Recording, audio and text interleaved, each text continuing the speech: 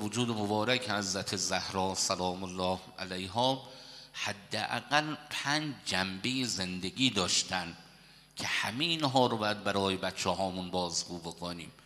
1، بنده خدا بودن در مسیر بندگی، این رو باید تبیین بکنیم.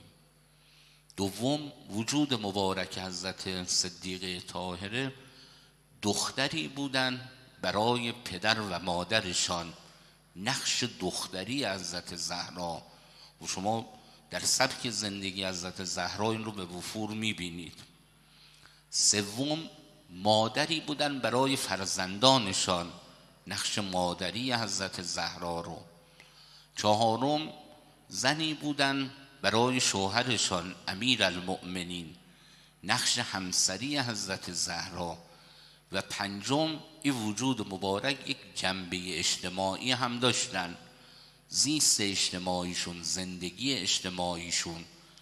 لذا ببینین وقتی ما میخواییم بچه ها رو با اهل بیت مأنوس بکنیم، وقتی میخواییم اینها رو زندگیشون رو بر اساس یک زندگی دینی تنظیم بکنیم، باید همین ابعاد رو بیاریم مقابل چشم فرزندانمون.